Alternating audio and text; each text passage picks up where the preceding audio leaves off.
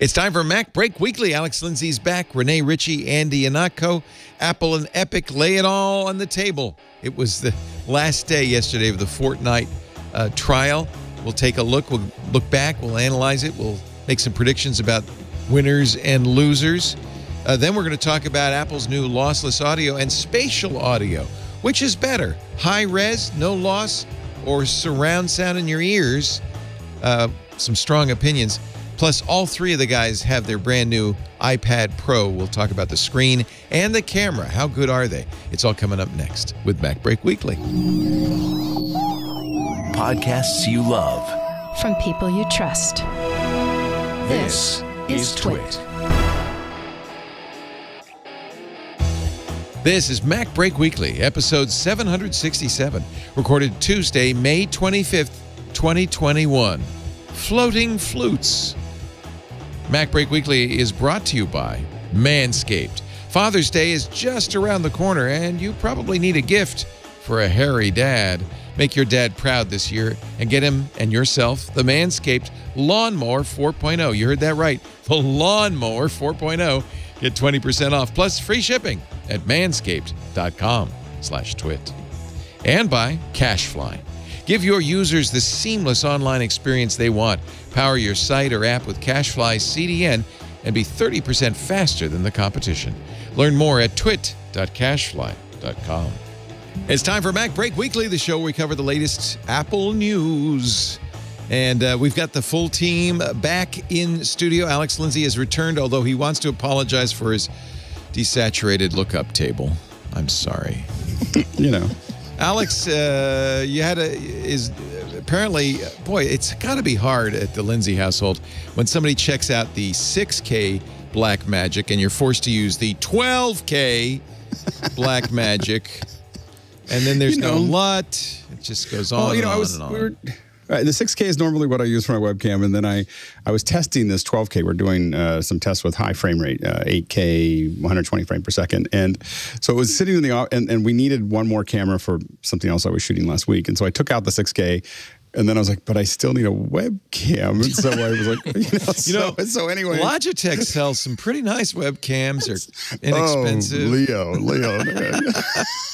I just feel bad because I'm using a 10-year-old Canon Vixia camcorder for my camera.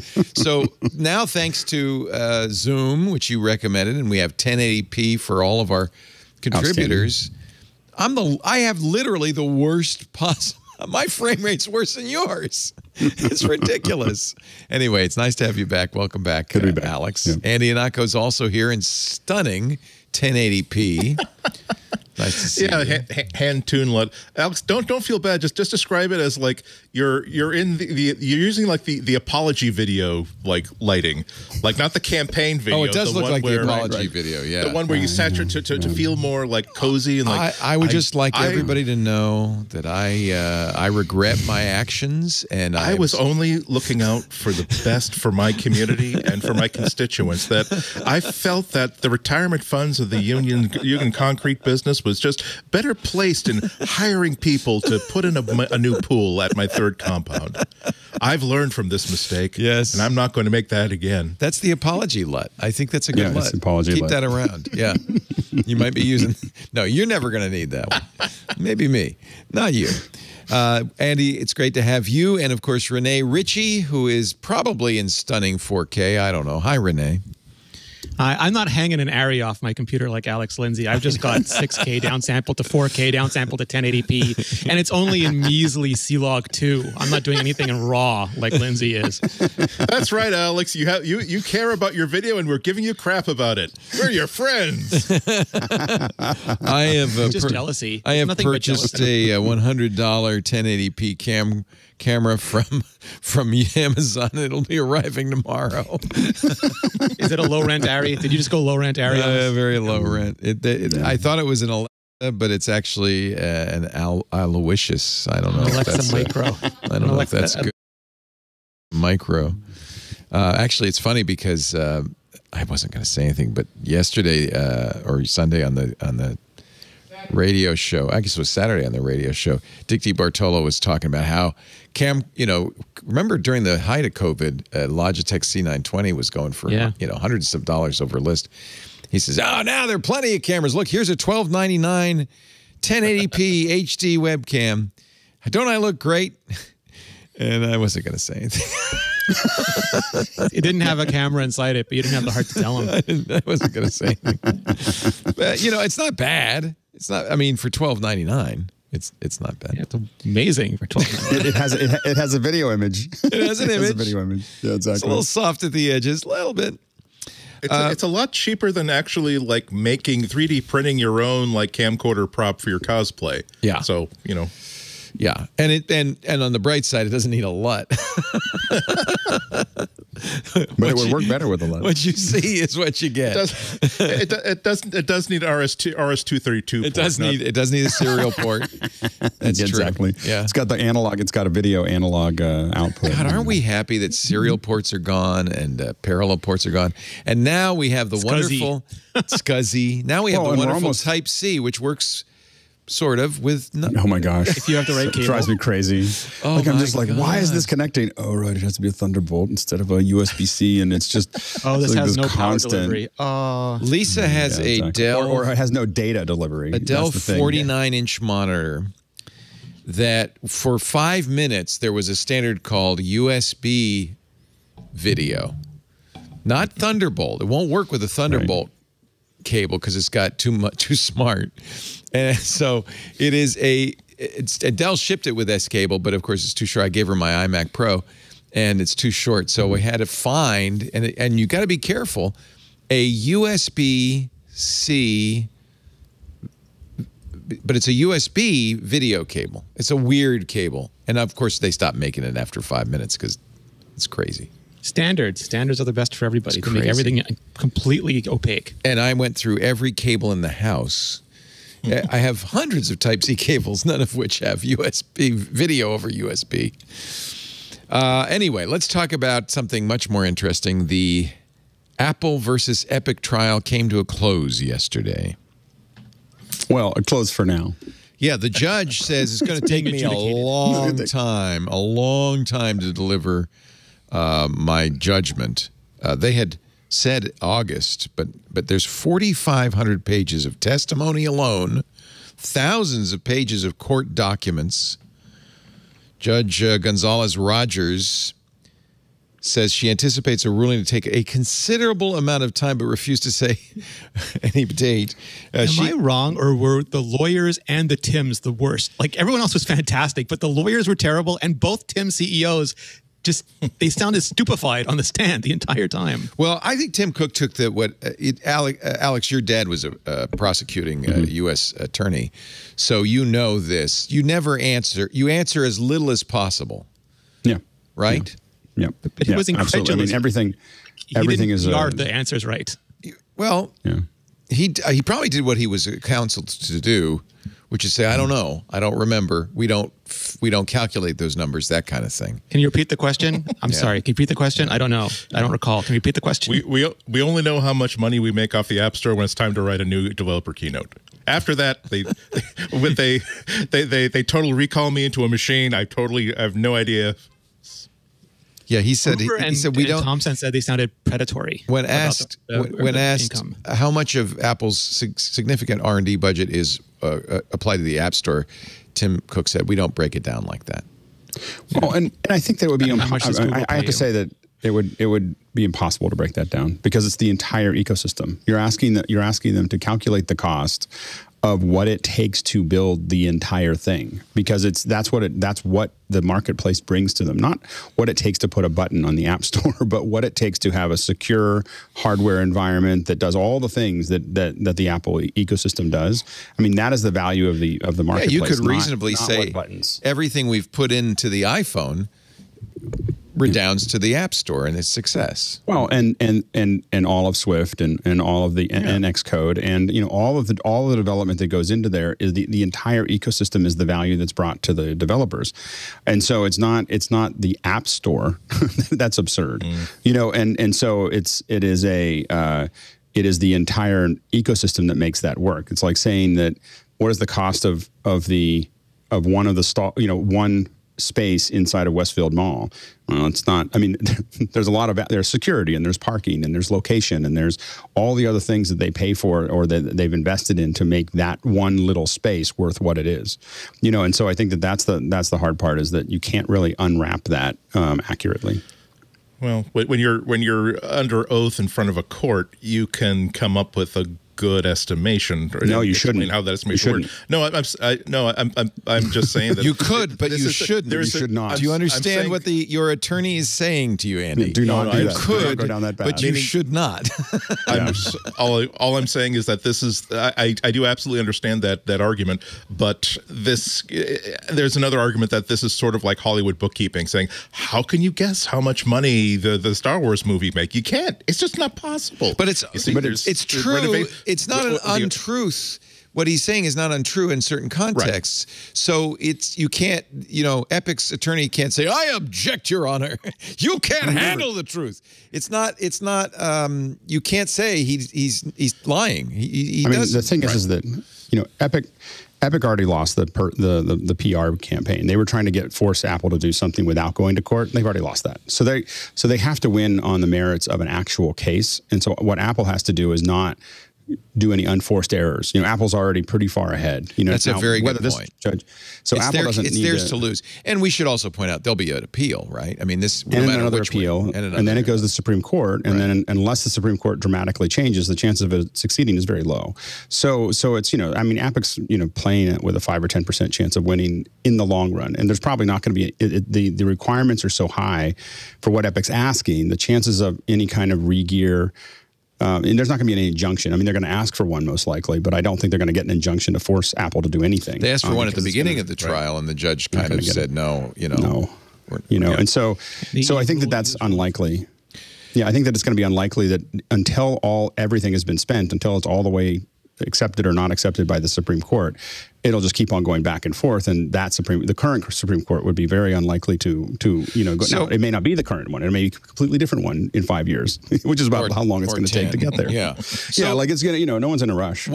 Apple's not in a rush. So then the question was, what was Epic's goal in this, knowing that it was, initially I think they thought they would have a PR victory. They thought that they would get the peasants to rise up against the overlord, and the peasants really like their iPhone. And they were just kind of like, what's that? Aren't they a stalking horse for Microsoft? Isn't that the new conspiracy theory? Fortnite. How do you spell Fortnite? That's the problem, is they thought that they were much bigger than they were among them. And then Apple cut their knees out from under them by giving 98% of the developers 15%. And so there's not a lot of heavy push that Epic has anymore. But you can't back away from it. Okay, forget it. We're not going to take it to court. So, every time you go into a court case, you could win. Like it is, everything's unpredictable, and you get someone in there and you could win. The data is not in their favor, but every judge, especially every judge is going to have their own proclivities, but it has to get through a series of Apple may not even have an app store by the time it gets through all the appeals. Like, it may be a completely different company by then. So it's not as it's a little anticlimactic in general. So Rene, you referred to something Apple suggested, that Epic was really a stalking horse for Microsoft. That Microsoft didn't want to file this suit. In fact, Microsoft's been very quiet about the fact that they can't get xCloud in the App Store. But Apple believes that really it was Microsoft who was using Epic Games as a front. Do you think that's credible? Yeah, I want xCloud in the App Store. I want Stadia. I want all those things. I think there's no difference between them and having Netflix. It'd be synonymous with not allowing Netflix on the App Store back in the day and insisting every single movie they had be individually listed in iTunes. So I think that's just Apple being myopic about the future. And Apple was a little pissed because they said Microsoft avoided by meaningful discovery by not appearing as a party in it or sending a corporate representative to testify. And so Apple's was saying, Microsoft is keeping this hands-off approach to this, but honestly, they're just as much to lose. And I think actually, Alex, your point is well taken, that one of the outcomes of this is probably going to be a win for Apple, but one of the outcomes of this, and maybe this was Epic's long game, is that a lot of other companies may get the ammunition they need to put some pressure on Apple. I mean, Apple has to figure out.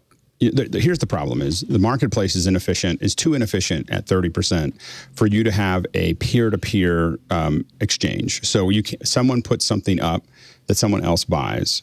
If that interaction loses 30%, it becomes inefficient, and it's not. That's why Epic's fighting this, and that's why a lot of these companies want to build their own marketplace where people can buy and sell. They're not. If you're just selling, if you're just putting up an app and you're paying Apple 30%, that's one thing. But it's when you want people to be able to put products in your store and other people to buy those products. Now you want to build a marketplace inside the marketplace. You're basically double taxing the process, and that double tax is the problem that Epic is trying to solve, because they want that's a big piece of theirs. And the problem is they don't have another platform to use, other than that, other on the mobile platform. The mobile platform is a small percentage of their income, but they know where it's going to go, and they're trying to establish a way to control that, or a way to lower that inefficient cost on their end. This isn't a jury trial. Judge Gonzalez Rogers is the deciding factor, at least at this stage in the trial. So everything is being delivered to her. Isn't it possible that she can cut through all of the BS? There was a lot of extra information. She's so smart. Yeah. And should just judge the merits of the case on whether Apple puts Epic at a disadvantage, or others like Microsoft at a disadvantage by not allowing them in the App Store, and that maybe Epic should get some relief in that regard. But Epic, actually, it's not that Apple won't say they can't be in there. They just want 30%, and Epic doesn't want to pay it. Yeah. It was interesting what Alex mentioned is that the App Store doesn't leave any room for two middlemen. Like Apple, a lot of apps want to aggregate content and then sell it to you while they take a cut. And Apple is aggregating apps and want to sell them to you while they take a cut. And there's no room for double aggregation, because there's like 30% plus 30%. There's not enough percentages in 100 to make that work. And we saw that with Twitter this week, where they announced their paid spaces, and they have to give Apple 30%. They have to give the host 30% or 50%. There's nothing left for Twitter in the end, and that's not tenable. And it seems like she is so smart, and it seems like she did a better job. And a lot of people are saying that she did a better job cross-examining Tim Cook and Tim Sweeney, or Tim Cook especially, than Epic's lawyers were hugely disappointing this whole thing. But the crux of what she got to, and I think what did set people on edge, is that Apple believes that they have a right to the money on the App Store, not through like contributions by itself, but just through divine right. And one of the questions she asked was, what if we remove, what if there was external payments? And Tim Cook's answer wasn't, that would be different in the dynamic. Is well, it'd be harder for us to collect our 30%. And I think that part is resonating with her. And we might see her say, well, you have to allow those payments. Elizabeth Lopato, writing in The Verge, said this. She said, throughout the trial, Epic's general strategy appears to have been stuff the record as full of evidence as possible, just in case it's needed on the inevitable appeal. And to do that, they sacrificed telling a coherent story. She says Apple, on the other hand, was very on point. It had a clear story, and it spent the entire trial hammering it home, which is Apple controls the App Store because the alternative would be a security and privacy nightmare. Do you think Judge Gonzalez Rogers, bought that, Rene, that it's a security and privacy nightmare? I don't buy that.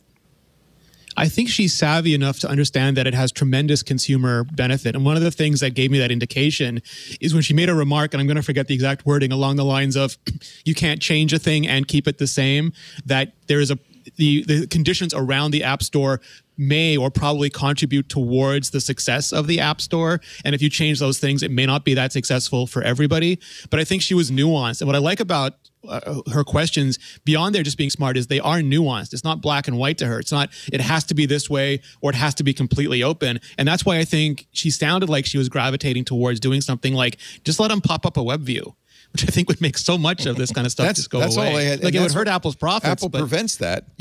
Famously, you can't buy apps in the Kindle. You can't even mention Google does that for games too, because it's so much money. It's so much money. They don't need that money. You can't even mention it. You can't say you could buy this cheaper. You get your Spotify cheaper online. You can't even say that.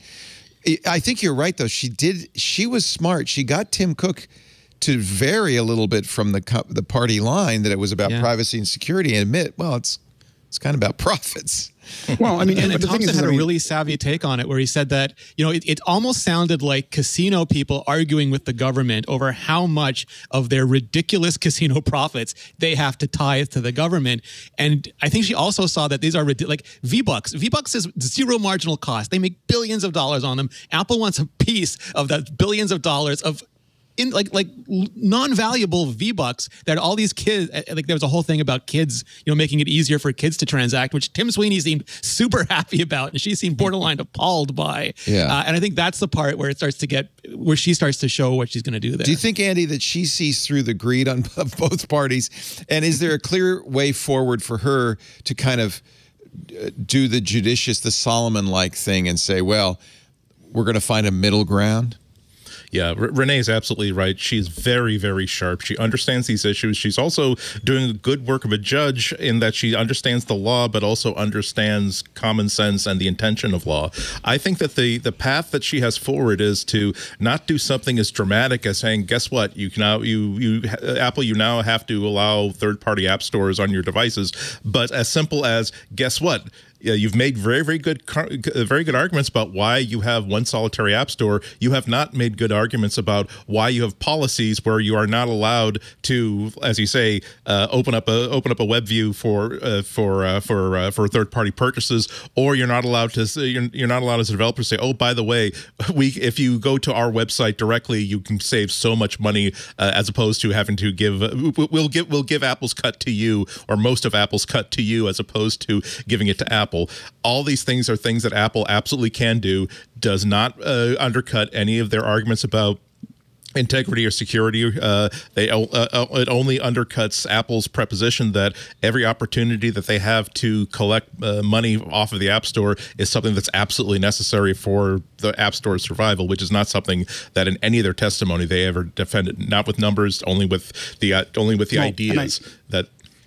I think the problem is the chaos that will occur with the developers if you say that developers don't have to pay the 30% if they go to the web page, then what all the developers will do is that, and then users have to deal with that. And then the users have to go out. We have to go out to the stupid web page. I mean, half the reason I don't buy certain books is just because I'm like, that's a good point. It's a lot easier for us to just use Apple Pay, and it's just automatic. And so the thing is that it'll create chaos for the user. It'll really stink. To do that. Will it be more chaos than forcing them to leave the app and go into another app in order to buy a damn comic book? Probably not. This is another thing that they could do. They could simply say that you have you can't justify, Apple can't justify that the purchase of a comic book is something that they help to enable by virtue of the fact that of allowing that comic book with DRM content to be read on that device. That's, again, another one of those arguments that very hard for Apple to really defend. And I have not read all the testimony, God forbid, but it's not something that I think that they addressed during their testimony. Yeah, when I extrapolate it, I just go, well, my experience as a user would be very degraded if every time. I mean, I at this point will almost not. I mean, the one exception is Audible. So, but outside of that, I will not buy anything that requires me to go out of the App Store, and I won't even buy anything on the Apple TV that requires me to go out of my account. I think for the few apps where you do that, the Kindle app, Audible app. Annoying. It's okay. We know. Oh yeah, I have to buy this on Audible. Then actually you don't anymore. But you don't anymore. For a while you had to buy. And that's another problem, by the way, is that Amazon's getting some sort of special treatment. But let's say you did. That was tenable. But you make a good point. If every app did that, maybe that's not so tenable. Well, and the problem is that the solution is for Apple to start doing what they're doing with games. Like to just start buying things up. Right. Like that, and that. If developers think Jeff Bezos is going to be really excited about selling the Kindle Apple's business. doing that because the experience for consumers of free-to-play games where there's all these in-app purchases is crap, and Apple knows it and does. And that was something Apple created, in its App Store by not offering demos. But in effect, Apple created this free-to-play problem, and they're trying to solve it with Arcade. Go ahead, Rene. I was going to say, yeah, the original, so they had to try to navigate all this when the App Store was first starting, and especially when they started introducing more, like originally like free apps had to stay free. That was the basic rule. And they were very careful about paid apps because they were basically taking on all the costs for free apps. And then they changed the policy to allow in-app purchases for free apps, but then you had to do the in-app purchases through Apple. And my understanding is one of their big concerns was if they ever just made it a free-for-all, everybody would take all value out of the App Store. Like everybody would just move to web transactions. There'd be no money flowing to the App Store anymore. And they'd still, I don't want to say burden because that's the wrong word for it, but they'd still be paying for everything, which is a non-trivial amount of money. I don't know if that's true, though. On the Mac, we have that option. And still many people, and myself included, prefer to buy stuff in the App Store because it's just simpler and we get the updates and stuff. Yeah, it's a more mature market now too. But that was their, like, they were operating off a fear response that they were going to just basically lose everything. Like their mentality was if we let kids eat free because we're going to make all the money off the parents, and then the parents start insisting on cooking for themselves, now we're paying for all their kids. Right. And it's not a rational thing. It's just like some of all fears. And I think that it would be easier. I personally think it would be easier for Apple to say, we'll let you can build another marketplace within our ecosystem, but you can't use our security. You can't use. We're not going to pay for the bandwidth. You get to pay for that too. So that's kind of what's the macOS is. That's really what's going on in macOS. Right. If you want, you still have to get through the security. But if you want, you can have your own store. But it's all on you at this point.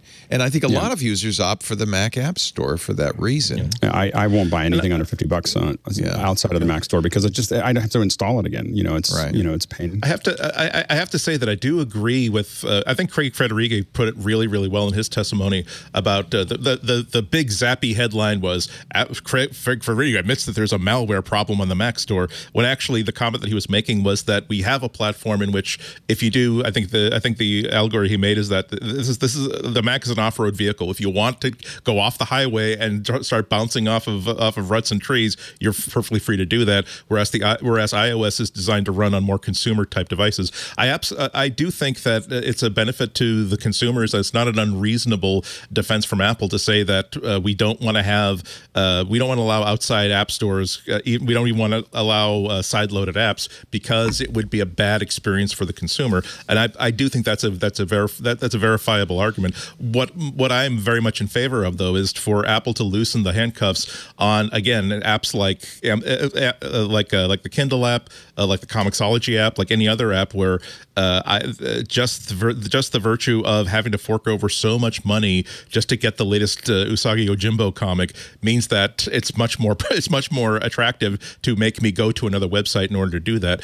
Same thing for annual subscriptions to. I'm very, very happy to pay for my annual subscription to Ulysses. I would be happier if they got to keep more of that $40. And if I think that, but don't they? Isn't the argument that they just price it 30% higher so that they get the amount of money they want? Apple gets its cut, and the people who are really paying for it are the users. Yeah, see, that's the other problem. That do you want them to suffer because of a bad usage model, or do you want them to suffer by increased prices? And then that, I think that's part of to Alex's point earlier. I think that's part of what Epic was sort of counting on. That look, if you want to pay 30% more for all of your content, don't blame us, blame Apple. And as Alex said, that was not that didn't win the hearts and minds argument. Well, and I think that the issue is it's all relative too. I mean, the reason that we're paying as little as we pay for these apps is because we're no longer subsidizing piracy. When you build software outside of this, I mean, when I was building software, we were calculating somewhere between one copy we sold was something between 1/10 and 1/100th of what was actually being used, and so you have to charge a certain amount to make up for that because you're trying to become sustainable. Yeah. And so we're buying incredibly powerful apps for $5 or $10, and we're complaining that we're paying 30%, but it's the secure architecture that Apple has created and in a known way that's easy for the user as well as easy for the developer. And yeah, there's a 30% cost on top of that, and that's the cost of convenience. Nothing compared to the 90% cost you were suffering. Yeah. Yeah, actually, exactly. I have to say that's a really good point. As a developer, is it the case you don't have to worry about piracy? I guess it is. No, it's all. I mean, you have families sharing it or whatever, and there's that type of thing. But it's so much. And you could turn simpler. that off. I think you don't have to do that. Yeah, and it's so much simpler than it used to be. I mean, and I think that part of the reason I'm a little, I get a little tweaky about this one specifically is because I lived in the age that I had to sell all this stuff, and I had people, pirating my software, and I go to pirate stuff and see my stuff everywhere, and then I had to pay, horrible percentages, and it was a bad experience, and then you have to figure out how to do the updates, and then you have to figure out how to get back to the, there's so many things that we had to do. It's interesting before. that Apple focused on the user's experience, not the developer's experience.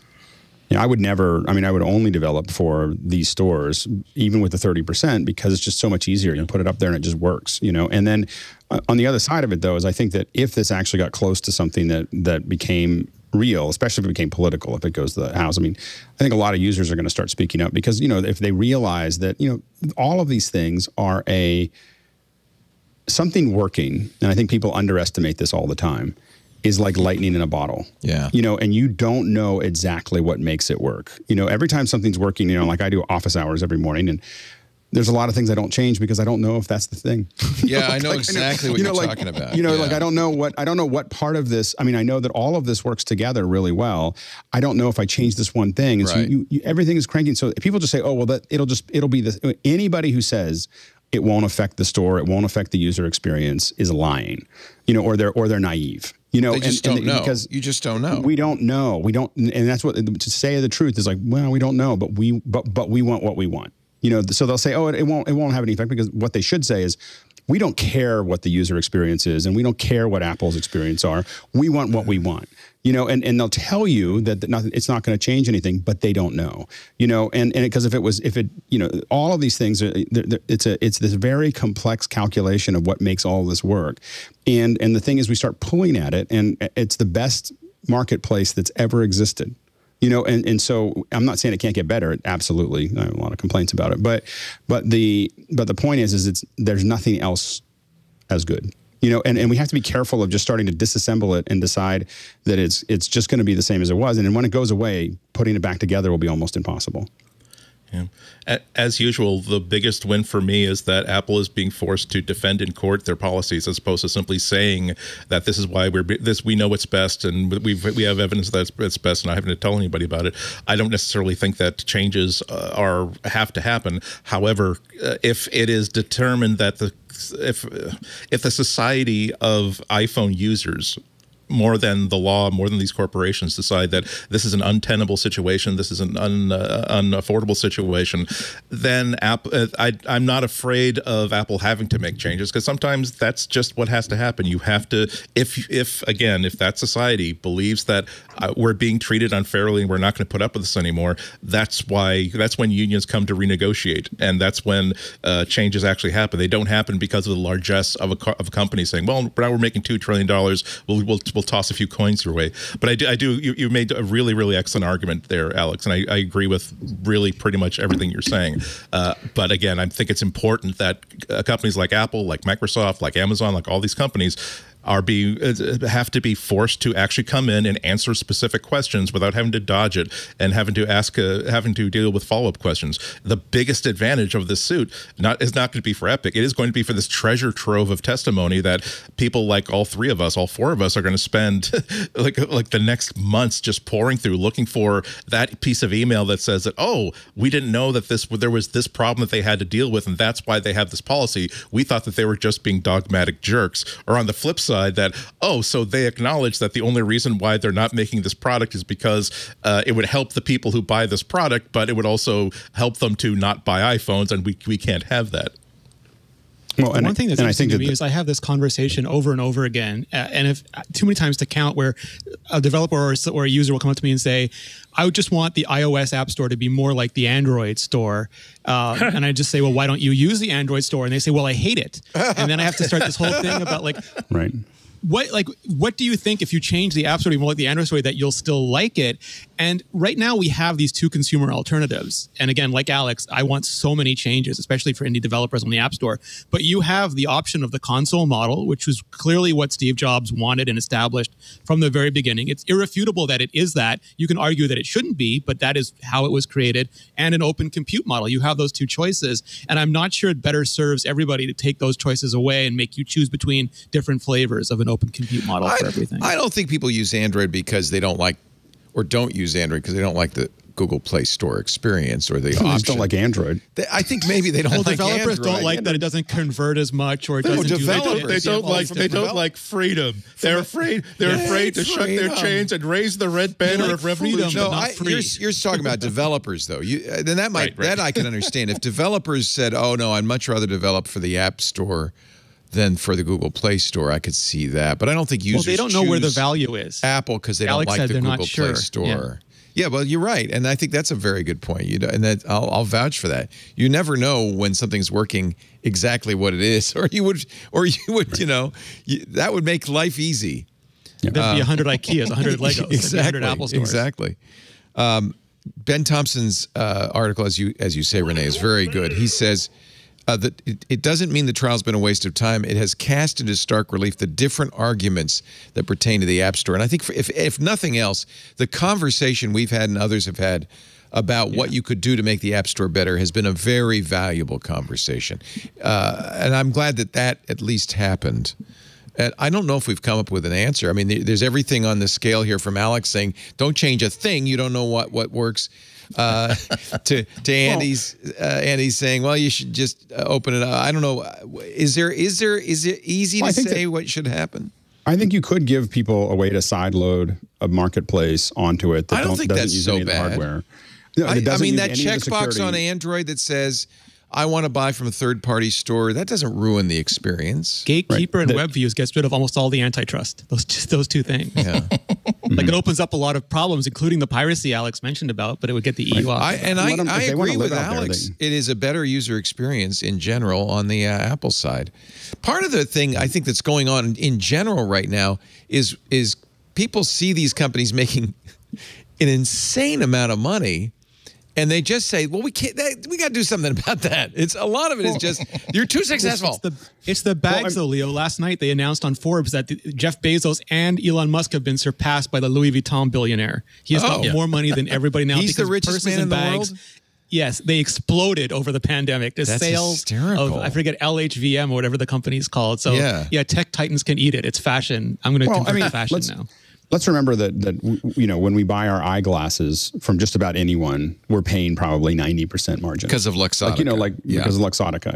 And so when we talk about this, that's 30%, a real monopoly. That's not the Apple level monopoly. That's a real monopoly. So and they own Pearlbit, and they own the stores. They own the stores. They own the manufacturer. It's like they are approaching. They're approaching like Krupp's level. Vertical integration, and so what happened with Krupp's. Go ahead. I'm sorry. Bad things. Bad things. They still make coffee makers now. So anyway, so the but I think that we talk about it like 30% is huge, but in many industries, 30% is like the minimum of what you want to make as margin. If you're selling at retail, it's typical for 50, right? Way more than that. Way more. It's 50%. They make 50% margin when they give it to you on sale. Those weekend sale. Like the shirt that you're buying from the actual sale on that shirt is closer to the 50%, 80%, 75, 80%. Wow. And so the thing is that they're getting these huge margins now. Operating margin is much different, and now in the physical world, it's a bad place to be. But the point is that these margins. A lot of people work on very, very large margins per sale. And so the thing is that 30% is actually not that high for anybody who actually does business math that isn't trying to make a point. That's kind of the way most of what we buy works, is especially in the high end. When you're talking about the expensive watches and expensive bags and any eyeglasses that that are more than $150, it's just pieces of plastic. As Thompson points out, and I didn't know this, but there is a 2004 Supreme Court decision in a Verizon case that says essentially there's not a problem having a monopoly and capitalizing on it. The mere possession of monopoly power, this is from the opinion Verizon versus Trinco, and the concomitant charging a monopoly prices is not only not unlawful, this is the Supreme Court, it's an important element of the free market system. That's what attracts business acumen in the first place. That's why people create successful companies, because they hope to get that They want billions. Those sweet Where do you get into megabucks. antitrust is when you use that monopoly to go into another market, Right. and you leverage it. Right. Because that's when people. And in fact, they say a monopolist has no duty to deal with any other company either. They don't have a duty to make life good for Epic. That's not how it works. So that's important to remember, and that's probably why Apple will win this case, even if it goes to the Supreme It is great, Court, especially to Andy's point. To Andy's point, it's a lot of great testimony. Like looking at the internal conversations is fun. Oh, It's like popcorn. There's a little bit of popcorn there. Just. I'm so impressed that they're so polite with each other, even when they violently disagree. It's like it really is like arguing with Mr. Rogers. It's like I just don't understand how that would fit in with our business model, and I have these 5 specific reasons why I believe that way. Yeah. And these are internal communications. I know that they know that these can be subpoenaed at any time, but we've had other lawsuits in which like we don't get that same sort of thing with the old emails with Steve Jobs when they've been subpoenaed. It's like, okay. I request a transfer to the Apple cafeteria, please. I don't want to be developing an iPhone infrastructure anymore. There's a lot of arguments on both sides. It's a fascinating thing. I can't wait to read Judge Gonzalez Rogers' opinion. Same. But I don't think it's the end of the line on this by any means. And the EU is ruling first, right? Like the EU is going to come back before she does, which is going to be super interesting. It's funny, and maybe this is just me, but I kind of ignore the EU because I just feel like their laws are so different, and their kind of attitude towards America, particularly towards American tech companies, seems slanted. And so they do such harm sometimes, or they can change things so broadly because the companies have to Well, I'm still salty about that cookie goddamn rules cookie and the browser. thing. Yeah, and the browser ballot. To me, that destroyed so many rendering engines. The end result was that everything runs off WebKit or Chromium. Yeah, that's exactly what you did. It was the exact reverse of what you wanted to have happen. So yes, they didn't increase choice; they decreased it. So I'm not. I'm not. I know the EU will rule first. I don't. Doesn't get me excited. It's going to hurt, Leo. It's going to hurt no matter. Very quickly that this is part of the uncertainty that oftentimes U.S. and EU regulators are creating regulations that are designed to limit the power of large tech companies, but they're creating rules that only the largest, best funded tech companies can possibly comply with. So it's going to be a wild ride for the next 3 to 5 years. I mean, the fundamental problem with all legislation is you have people who don't understand the technology trying to legislate it. And they're just shooting into an area that they don't have any skill set in, and that's going to be the problem that we're going to keep on running into because it's going to become more nuanced, and more complicated, and sometimes pulling the knife out, like trying to fix it might be worse than letting it do its thing. All right, well, let's take a little break. We have lots more to talk about, including brand new versions of iOS, macOS, iPadOS coming out today.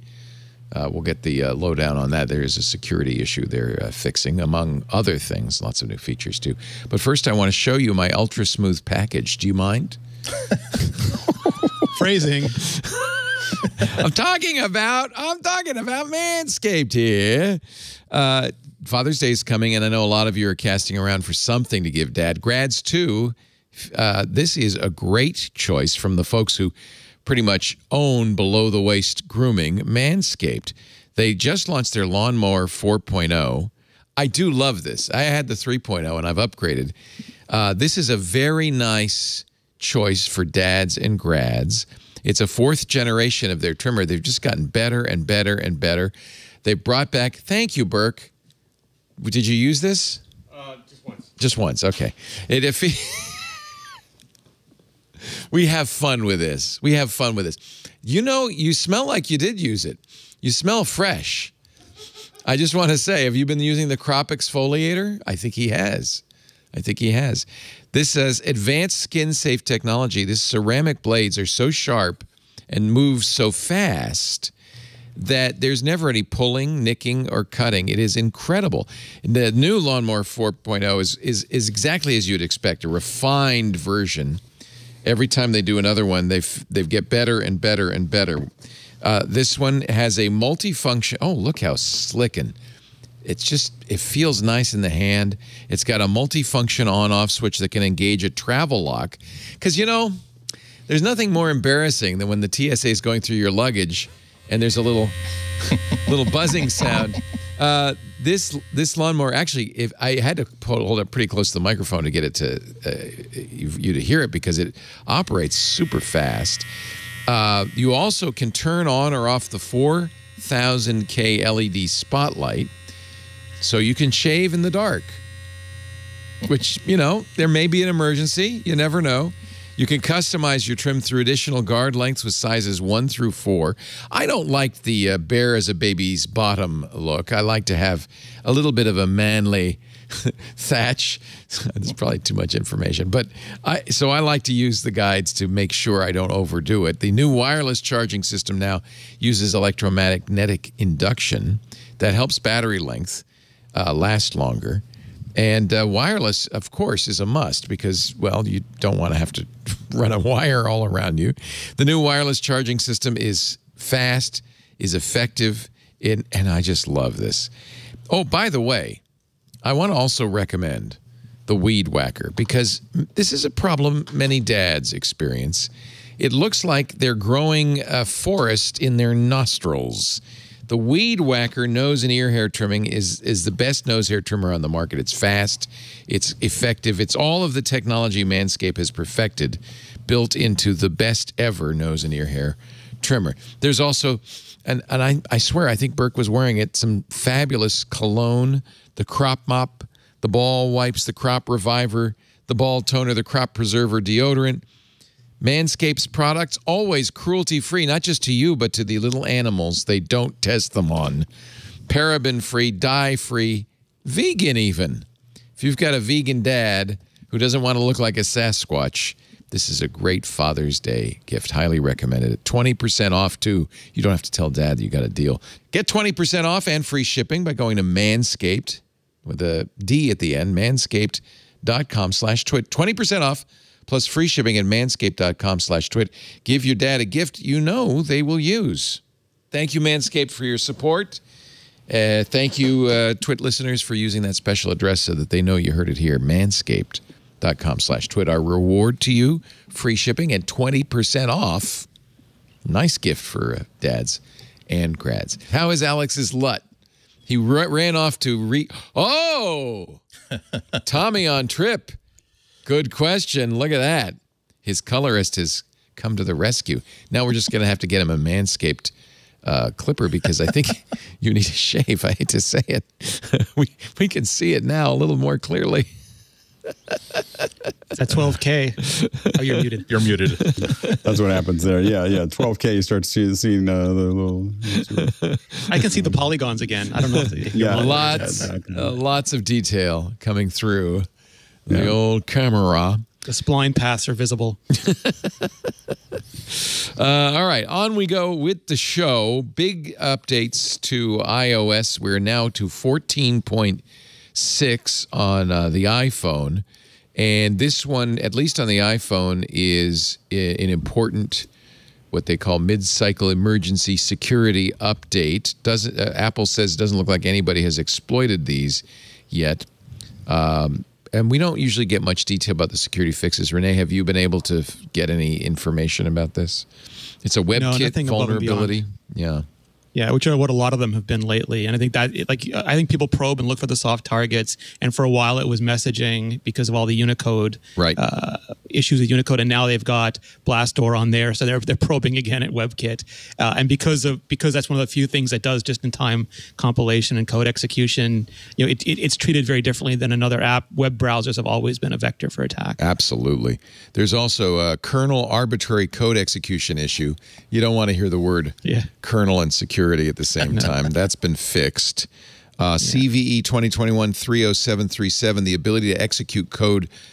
Now, this was creepy. Via a certificate. So we've had problems with stolen and bad certificates before, but you can actually put code in the certificate.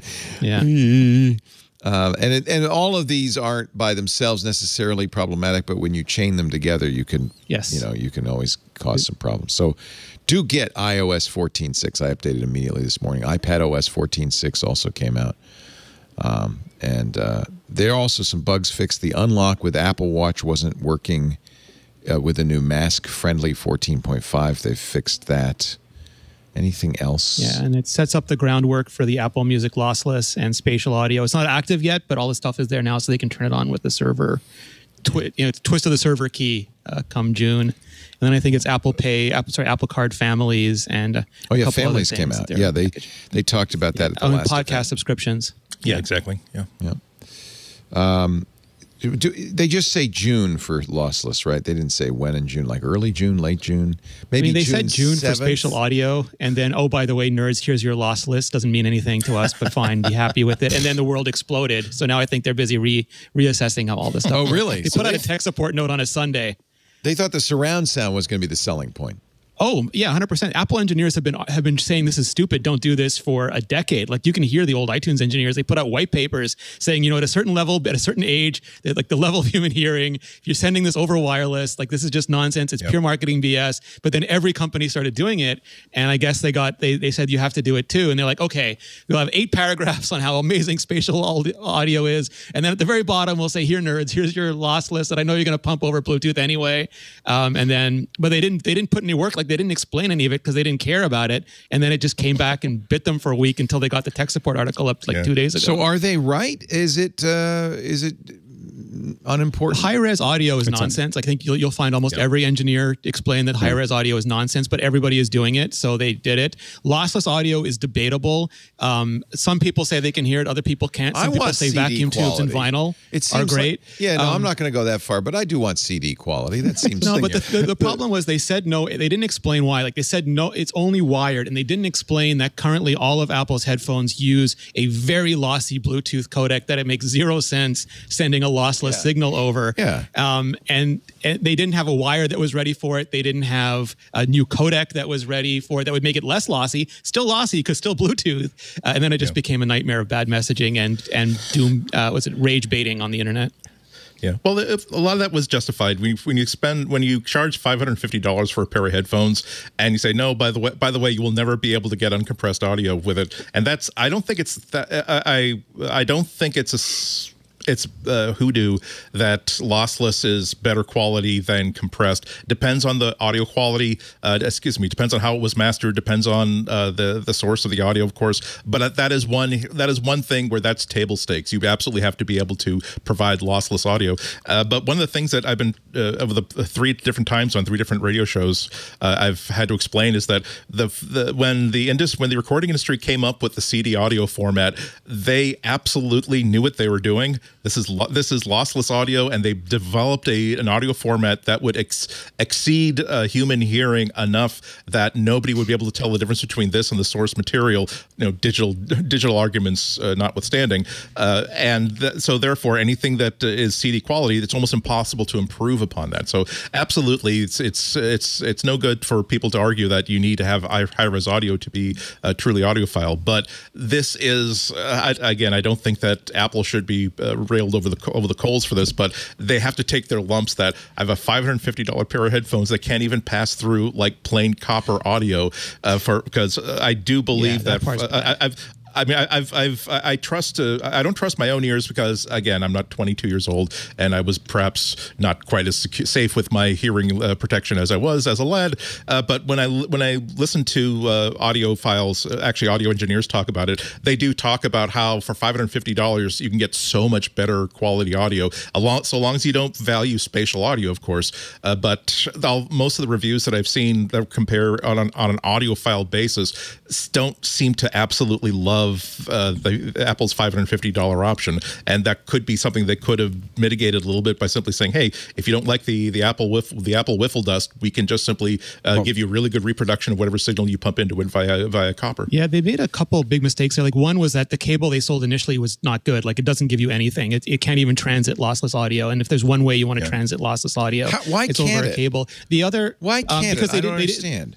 So the problem with the AirPods, and I'm saying problem in quotes, is that Apple designed them for a Bluetooth world. Like the whole goal of those products was to take crappy Bluetooth audio and make it sound amazing. Like they weren't imagined for a lossless world. When like HomePod is going to get lossless because that uses Wi-Fi and they can send a lot of signal over Wi-Fi. But Bluetooth is just the data. It doesn't have the capacity for it. But I'm using a copper cable. Why, if I buy that? Because it's a really low quality. It's not designed. Like they need to make a better cable and then firmware update. Could they do that? Which I'm sure they're going to do. They just didn't have it ready. There are some rumors that they're going to try to make these work with lossless. But the other part that I hate, the part that really bothers me, and I don't know if Andy feels the same, is then you have the higher level audio files going, oh, your $500 HomePod. I spent $500 for my cable. You're not listening to anything but garbage on those. If you don't have $10,000 headphones, why are you even complaining? Nonsense. Well, no, that's, I know that. That's nonsense. I'm with you on.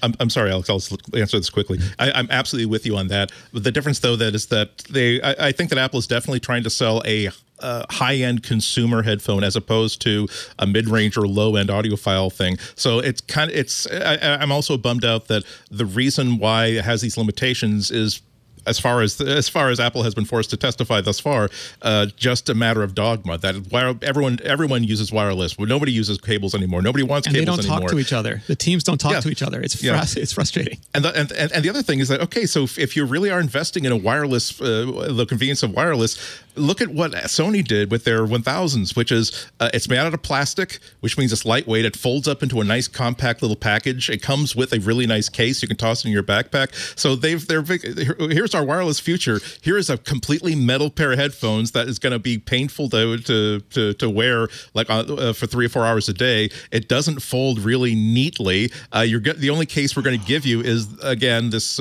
foundational support garment that sort of protects. That basically the only thing it does is put it to sleep. And otherwise, you're going to get all that nice metal scratched up. It just it's one of those Apple devices that I wish that the engineers would have a really good, just honest conversation about. Here is what our philosophy was behind it, because I don't understand what their inspiration board looked like when they were designing these. I think a lot of times we're going to think, I mean, again, what will 90% of people do 90% of the time when we think about a good product development in general, for whatever your target is, but also, for Apple, so like the kids that could hear the lossless are listening to MP3s, or worse. Yeah. And so the thing is they don't have any sense of what they're listening to for the most part. Yeah, there are some. There's always some of something, 1% or 0.5% or 0.1% that are actually listening to it. The folks that are talking about lossless most of the time can't hear it, can't hear the difference between lossless and 320, and so, or can't hear it very well, especially in the environment that they're listening to. So we have to remember that, when you talk about lossless, you're talking about a pristine environment, maybe not an anechoic chamber, but you're thinking about something that's really quiet before you can start hearing the difference between all of those things. And yes, some people have that. Almost nobody, but not nobody. Like there are people out there that can listen to that, but you have to have an entire environment around you. And I grew up as an audiophile. I mean, I spent insane amounts of money on stuff that didn't matter. That's what you do, and so. Is that the definition of audiophile? Yeah. I'm a recovering audiophile. I mean, I remember back in the day, we used to take Sharpies and we'd run a Sharpie around the outside of the CD to keep the light from. You call yourself an audiophile? It was a green Sharpie. Only the green Sharpie. It was a green Sharpie. It was a green Sharpie. So the thing is, I've lived that life, funny. And I'm just saying that it is the thing that is going to be the big thing, and we kind of pass by it. We're like, if you think Spatial is a thing, Spatial is going to be the thing. Like Spatial is going to be a massive thing. I listen to a lot of Spatial, and I work on Spatial. There's some confusion between what Apple's calling Spatial and 3D sound. So I think only Rene Ritchie knows. So I'm going to ask you, Rene. But when you first explained Spatial to me, you said it's not what you think it is. It's the TV's there, and you turn your head. The sound continues to come from the TV. There's two kinds. So that was spatial audio in the first instance, yes? No, the first instance, that they call that spatial audio with dynamic head tracking. Okay. So that's like the superset of spatial. Spatial audio by itself is a 3D soundstage. It's their generic name for Dolby Atmos. If they have Dolby Atmos, they'll just use that. So if they don't, they'll computationally produce like a flavor of Dolby Atmos. An album is mixed that way, and then, there have been like Quadrophenia the Who had a joystick and they would make the music go around in the auditorium. There was quad sound for a long time. That was kind of silly, went away. And then we've had SACD and DVD audio with surround. Movies are routinely mixed that way, but music is not routinely mixed that way. Well, it's not routinely. Now, But it's been picking up speed, and what it's been waiting for is a distribution pipeline that would actually support it at mass, and that's what we now have. And that's why what they did is so important. Is because Apple just opened up a gate. Because before that, the volume Apple can do is huge. You have a scale. Yeah, before all you had was Tidal. Well, no, and Dolby, by the way, had a headphone surround system. Remember, Alex, we recorded Mac Break Weekly like 23 in surround. But they never shipped it in the U.S. Nobody had it.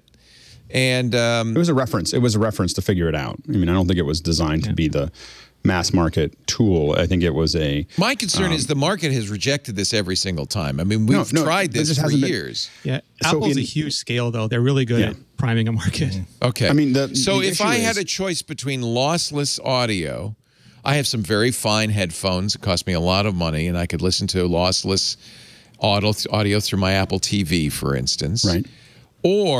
But they don't do spatial.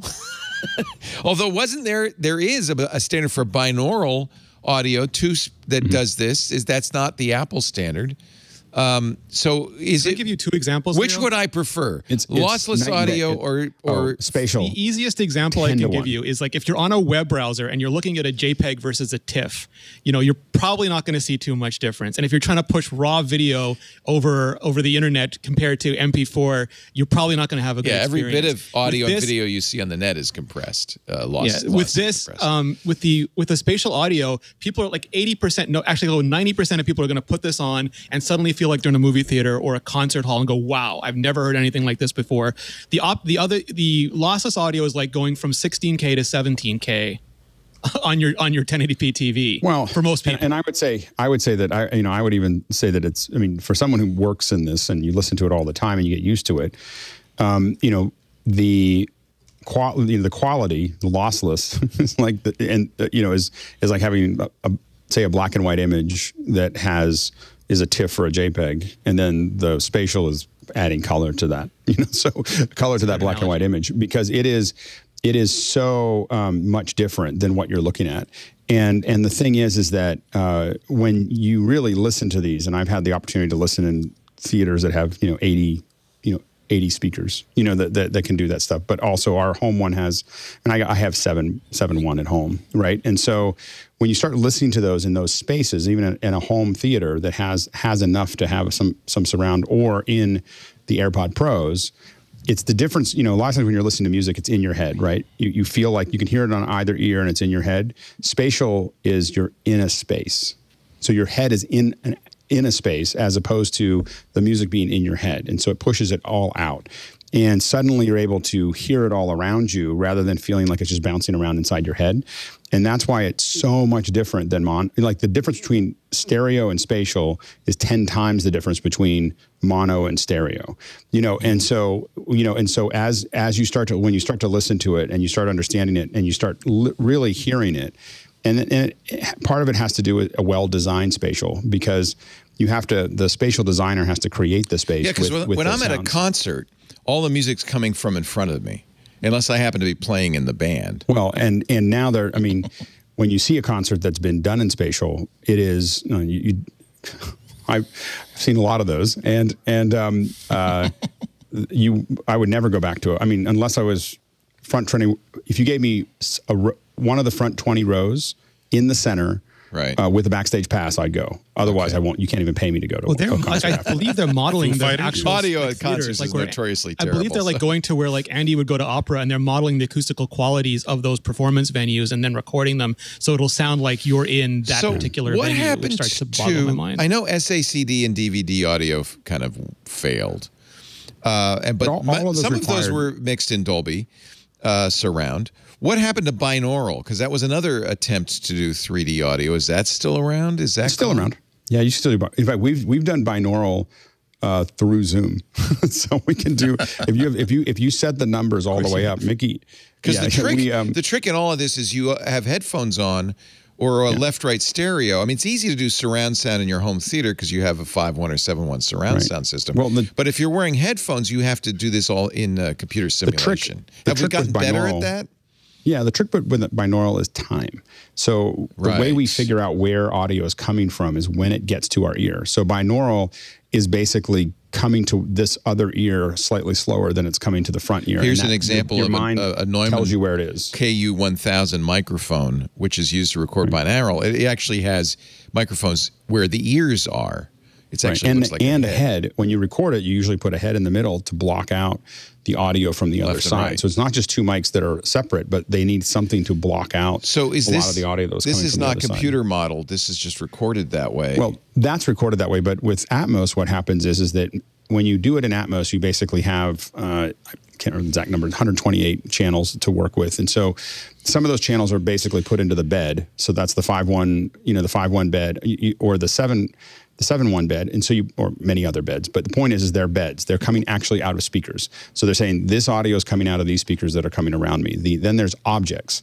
And so those objects don't have a speaker. They have a place in space. So when you design them, you say, I want to hear the flute floating around, and I can animate where that object is that is the flute. That's what worries me. Inside the space. So I don't want to hear floating flutes. Well, a good designer isn't going to go, with everything else. Like, no one should use the diamond transition in your switcher, but people do it when they first start because they're like, "Ooh, look at this! I have diamonds and stars and everything else." And but we go back to crossfades and cuts after a while. And but the point is that you can start creating that space where you have, and what happens is those objects all sit out there now. That means that if you've created it in Atmos, what you end up with is a situation where if I've got 714, which means I've got speakers above, or 712 or 514, all of those things, I have it. If I change that to 16 channels, let's say 16.1 or something else, I don't have to figure out where those speakers go. I just know that those objects were there, and with more speakers, I have a better resolution of where that object is. And so it allows the music to keep scaling up and down. Now, the key is that it scales down as well. So instead of being able to scale up, if you go down to stereo, it will fold down the Atmos into stereo tracks. So it'll build a stereo track from the Atmos or binaural from the Atmos track. And most audio designers will admit, not all of them, but this is where the religion comes in, is that oftentimes the stereo mix from Atmos is better than the one done by hand because it took that 3D information and just created it into a stereo. And a lot of people will be really upset with me on Twitter after I said that. But it does sound really, really good. And so the thing is that what happens with music is that as you start to create, your mind will start mapping things up when you're listening to them. So as you start hearing music around you, the music will start to, as you hear something behind you, your mind creates a space for that thing behind you now. It's actually opened it up. And when you hear something else behind you. So what happens is sound designers will build this thing where you start hearing little things around you that are very subtle, but your mind is mapping them out, and it's creating a larger space in your head. And when the singer sings, usually the singer is right in the center track. It's right down the middle.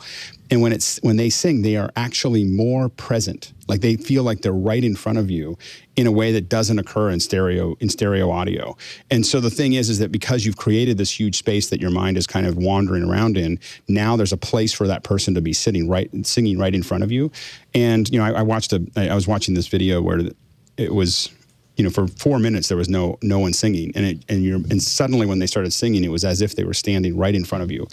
And that's the power of what's going on. And the problem is there hasn't been distribution for it. Should I buy a pair of the AirPod Pros? Oh, I like that transition, by the way. That was a quadraphonic transition. I was really hoping for stars. I was hoping for stars somewhere in the middle of that, but little somebody's finger hit the... where's a wipe? Where's a circular wipe? Oh, there we go. There we go. Ta-da. So the thing is that it is... I think that every major release will be because of what Apple just did. Not because of anything else or the technology or anything else, but because of what they just did. And because I bet you that they're going to pay to take a whole bunch of old catalog and make it. Yeah, somebody just has to remix it. They had Marvin Gaye, I think, came out, or one of his albums. But I and mean, a whole bunch of I remember Giles Martin's remix of the Beatles songs for the Love Cirque du Soleil show, and that was really remarkable. And if you saw it in Vegas, it had speakers everywhere, and it really was truly surround. So, and the only should place I you'll be able to buy hear a it. pair of the $550 AirPods Max, even though they won't have lossless because they'll have spatial? Oh yeah, and spatial should work Yeah. more than just Apple. I mean, who cares about the lossless? Eventually. It's all about the spatial. Like I want to point out here's a if anybody wants to see if lossless is worth it for you, and it's nice that Apple doesn't charge. This is a 6-year-old article from NPR. You have to do it in a browser, not Safari, that will play back lossless. Safari will not. How well can you hear audio quality? And it's actually a test. They give you songs, 3 samples of Jay-Z's Tom Ford, of Harvest, Neil Young, There's a World, Katy Perry's Dark Horse, classical music from the English Chamber Orchestra, Suzanne Vega, Tom's Diner, which is great because that was the song that was originally used for MP3 testing with human voice, and Coldplay's Speed of Sound. So you can vote. This is a test. Did they show us what the results are? Like how many people were accurate? How many were? I don't know. Let me see. I don't think so. That would be really interesting, wouldn't it? Maybe after you take But there's not a Maybe vinyl afterwards. vacuum tube option here, Leo. So I know. really amateur. But I think if you have a browser that can play back, again, not Safari, Chrome can do it, can play back lossless, and you have a good set of good headphones, and maybe even use a DAC, so that you really get a nice quality digital to analog conversion. If you can't tell the difference with all of that, then you probably shouldn't worry about any of this. And again, I think so mad at your DAC after that. Yeah, I know. we can be absolute about these things, and obviously I'm coming to you on a 12K camera. I can be very absolute about things, but by the way, we have to be this realistic. image is lossy. Yeah, this image is lossy by the time you get to it. You're not going to be able to tell the difference. Literally doing lossless over to AirPods right now. Yeah, exactly. But the thing is that in the reality of how people are going to hear it, the environment they're going to hear it Spatial's more in, important. Their ability, spatial is, and it's just when it's done well, it is stunning. You know what? I can grok that because HDR is more important to me than 4K. Yeah. You know? Yes. I can understand that it's not the amount of bits that really matter. It's how it's reproduced. And that, Right. I'm gonna do this NPR test as best I can. I'm gonna see if I can tell the difference. If I can, I will spend $550 on the pros. There you go. Just because I can't get spatial, right? Even though honestly, it's just a pair of headphones. You should be able to get it on almost any set of headphones eventually. Oh, I don't think okay. they're going to restrict it Eventually. to Apple's. So when will that I be? just don't know. It might be at launch. I don't want to. I haven't spoken to every vendor, so I don't know if every one of them has everything set up the way that it should be. But they're pumping a signal that you should be able to hear. Oh, interesting. So maybe I won't, because I have a very good DAC connected to my Apple TV, and I have my electrostatic hi-fi man headphones. If I could get spatial that way, then I'd be happy. Now I say that because people have been saying that, but Apple has they have a 12-core processor in the AirPods, and I don't know if every headphone is going to be able to handle that data initially. But I'm guessing other people will. Did not I'm sure require Sony will be super fast with this kind of stuff. Binaural did not require special headphones. It was recorded specially, but the headphones would be standard headphones. So, how much of this is post-processing? I mean, is it difficult to decode this? No, it's Atmos. That's not that difficult. Well, and it'll fold down to binaural. Like if you don't have a way to hear it, it will fold down to that. And so it is. So if I had an Atmos decoder in a receiver, that would be sufficient. Yeah. Well, that's what Apple TV's solution is. If you have an Apple TV, you need the decoder, and then it'll play the spatial audio for you and the lossless for you and all that. Even on 2 speakers, or no? I need a 5.1 surround. You need the Atmos system. Yeah. And for someone who, well, and for someone, for those who have a 7.1 or a 5.1 or something like that, being able to watch concerts or videos or listen to that music and just sit and listen to it is going to be much more impressive than it was before. I'm more excited about what it's going to sound like in my living room than I am in my headphones. I think so too. And I bought Roger Waters' Us and Them on Apple TV specifically so that I can hear it on my surround sound system. Right. But that's already surround sound. Sites are saying any that's headphones, Leo. not everybody, but a couple sites are saying Apple told them every headphone. So Okay. I'm curious how this is all implemented. Okay. Yeah. I guess I'm going to have to that- buy those Pros just to know what the difference if it'll is. fold down to binaural, you'll be able to hear it and it'll sound like it's outside. You know, But it to won't some be as degree. good? And you It have won't to be as opt good, into but it. it's not. But See, it'll be much better than that's why- stereo. That's why I'm not quite as bullish on spatial audio. I think that it'll be a great format that a lot of people who have the hardware to appreciate it will absolutely love and will not want to go back. But the reason why 4K became so widely adopted is because there came a point in which 4K became table stakes. It became a commodity. If you go into a store to buy a 4K monitor or 4K TV, that's basically what they have for whatever amount of money you want to spend. I'm not sure that if spatial audio requires a 12-core processor inside the headphones, if you have to spend $100 extra to get spatial audio, I'm not sure that people are going to see that big advantage in order to say, yes, I will. Instead of getting these $50 commodity headphones that I've been using and enjoying for the past 5 or 10 years, yes, I'm going to spend $150 on now a pair of headphones that I don't want to risk losing or sweating into. That's the limitation here. I think the biggest thing of every single technology that improves audio is just simple remastering. That when you have the biggest improvement that the Beatles ever made to their catalog was on Abbey Road, when it's not the high res version, not the lossless version, but the simple fact that they remixed it so that elements that were limited by whatever console they had back in the 1960s are now being remixed in a modern console by people who have a great sensitivity for that particular material. Time for a little break. We'll have more. Actually, I want to talk about the new iPad Pro because some of you, all of you except me, have it. We'll talk about that in just a second. First, a word about our sponsor, CacheFly. This show is literally brought to you by CacheFly, our content delivery network. We've been using them for more than a decade. They've actually been around since 1999. And CacheFly is the reason you never have a problem getting our shows. They're delivered from a server near you quickly, easily, painlessly. You probably never even noticed, and that's a good thing. Now, CacheFly is offering ultra-low latency streaming. Now, I'm not talking about WebRTC, that solution that might have let you down and certainly has let us down in the past. In this case, stream delays are latency less than 1 second. But there are more perks. They have an HTML5 player, lets it easy to play anywhere, and they have an SDK for better mobile support. Whether you need to run on a website, applications, a mobile device, whatever platform, you can easily embed this, and it works beautifully. You get global delivery because CacheFly is truly global, the fastest CDN for global throughput, 50 points of presence all over the world. They just added a bunch of them in South America. They've really got it covered. On their low latency network, your video streams will be streaming quickly anywhere you have viewers, regardless of the continent they're on. You can deliver video to more than 1 million concurrent users at the same time as you're ingesting thousands of synchronous streams.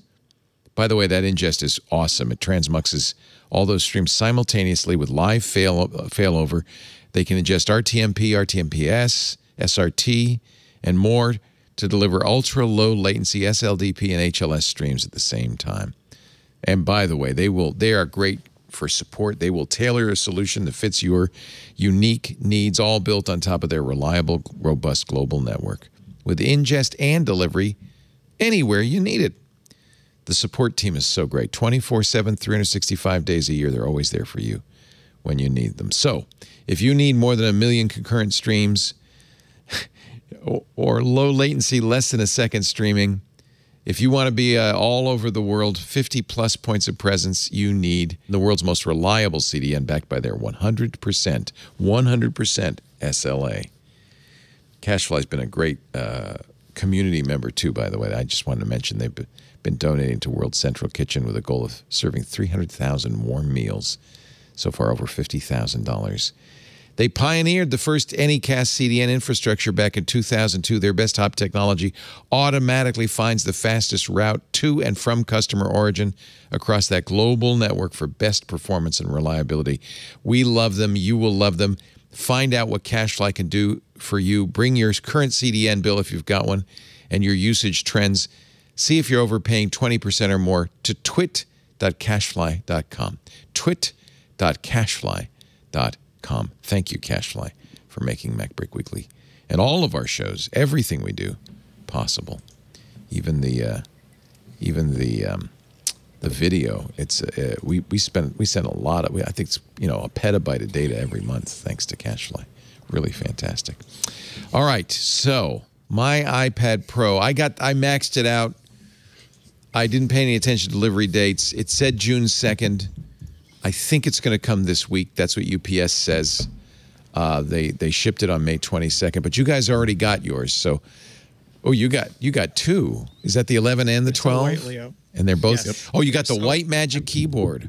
Ooh. I can never eat Cheetos again. I can never not ever eat Cheetos again. I'm so petrified. I'm seeing pictures of it. It looks beautiful. It really actually looks pretty, but you're right. It's going to be a real Well, that's why you think ahead. If you buy the orange one to begin with, already you're going to get all the Cheeto Cheetos safe. and Doritos that you want. It's the Cheeto Safe Edition. I'm going to use my old Magic Keyboard because I've heard now from a number of people it works okay. Yes, it works fine. But I did order the Logitech Combo Touch just to try it. So they just started shipping one for $12.9. That comes tomorrow. For the audience, you have to. I have to do it for you. Yeah. And you know what? When you see me with my iPad in a couple of weeks, you'll know which one I like because that's the one that'll be on it. But let me ask Alex, because you've got the 12.9, Alex? I do. What do you think of the mini LED screen? So far, I've really enjoyed it. It's not super bright. It's about 600 nits, I think, but the specular highlights go up to 1,000 nits, and so it's really HDR. 1600 or 1600. HDR. Wow. Yeah, 1600 is the brightest, and it we've Charles, who we were talking about earlier, You're a colorist, yes. Says, he says that it's, he's comparing it to $11,000 monitor, and he says it's a little yellow. It's like a little, but so it's not perfect from his point of view, and this is a guy who does this for a living. Price. This is all he does, yeah. And so, but it's like he said, it's just super minor, and I think that because we're doing a lot of delivery in HDR, I think that where we're kind of going with it is that we think that this is going to be the one that a lot of us have as like, okay, look at that and make sure that it looks good. This will be your reference monitor. It's our portable reference. Yeah. Right now we're still having trouble getting it to basically connect back out to, we can't do sidecar right now from Resolve yet, which is we're just hoping that that'll get sorted out. But that's just, it's brand new. So we think that eventually, Blackmagic will give us some way to just have a direct link to it. Right now, you can render stuff out and then look at it, but it's not a direct feed. And you can mirror over to it using Sidecar, but it's not flipping the bit for the HDR. So we're working on that. But it's I have to say it's as Apple often says, it's the best iPad ever. The question is not whether it's the best, but if it's how much better than last year's model is, I guess. And I didn't have last year's. I have 2 years ago, which is now relegated over here to a control surface for my ATEM. so it's a good one. That's a good use for it. That's a good. Well, there's on the ATEM. There's a piece of software that we're testing called MixFX Pro that basically does all the super sources inside of an ATEM, and so I'm gonna use it as a controller. Do you have to have the ATEM Pro to do that, or will it work with the original ATEM? Any ATEM. Any ATEM. Oh no! You not have with to have my the Mini. Extreme. Sorry, no. You have to have the Streamer Mini Extreme because you need something that's going to do. No, but it'll run. There's a bunch of iPad apps. There's Strata. There's MixFX Pro, and it'll do other things, with the Mini. But it just gives you a lot of the control more on a touch surface. I still like having the physical surface, but this is one we're looking at. I'm not ready to recommend it yet because I haven't tested it enough, but there's an awful lot of people in our office that are nice in our thing group is in office hours. It's free to try, so you can pretty exciting. You can at least get a sense of it, and then it's $50 if you. The only thing I want to add is just like a lot of almost all the coverage is like, should you upgrade from the last year's model? But like 90% of people don't even think about year over year upgrades. It's 4 to 7 years, I think, on iPads. Yeah. Even pros, like architects, like it's enthusiasts, but it's not pros that upgrade. So I think the target market for this is 2015, 2017 iPad Pro owners, I think that's who Apple anticipates will upgrade to this one. Yeah, and I upgraded from a I upgraded from a first generation iPad Pro 12.9. So this is exactly what this is exactly what I was waiting for, where everything is almost a revolutionary improvement, and that it will create more opportunities, more solutions, other than just simply, oh, the camera's a little better. Oh, this number in this chart last year is slightly higher than this number in this chart this year. Yeah. Actually, I'm very excited about the better camera. Is this the same camera now as in the iPhone Pro Max, or is it's pretty close? The rear cameras? The rear cameras are always lagging behind. It's like a pet peeve of mine. Yeah. I just want iPad parity now, but nowhere. They've never been. Yeah. I was taking selfies with it on Friday, and they're not. Yeah, it's not a camera, but it is they are advertising the front cameras as a pro camera. So is it as good as the iPhone 11's cameras, Rene? The individual sensors aren't as good, and there's not as many of them. It's it's fine. It's probably like an iPhone XS. Fine, but to me, it's like this is a pro camera that a lot of people are going to buy for the viewport. It's a cost thing. Like putting those camera systems in raised the price significantly, and they're like, we're not gonna. It's the same reason the 11-inch doesn't have the mini LED display. It adds $100 to the bill of goods, and they don't want to say, oh, iPad Pro 11-inch starting at $999. And I totally get that. But have a Pro Max version that, if you really want the cameras or something, you can do it. So I was excited because a snap-in module. Halide has shipped a version for the iPad of their Halide software. Yeah. And so I was kind of hopeful that this would be, not like I want to go around using it as a camera, but when I've got it, exactly. And taking pictures with it is a very interesting experience. It really is like a view camera. And for me, the big upgrade, one of the other little, there are like 11 or 12 different features that came out in the presentation, the keynote, that really got my attention. One of them was that it is a LiDAR camera, and so Alex has been. I can't remember what was the app that you were recommending for LiDAR based stuff. Lycam? Yeah, Polycam. Polycam, right. Polycam, and so it's like as soon as the Boston Public Library opens up again, I'm going to steal every single bust they've got in there. It's just things you can do with this that I can't do with my non-LiDAR based cameras that I have. Of course, I've got the iPhone, so I've got the better camera, but it is nice to have that viewfinder, as you say, Andy. It's like a view camera.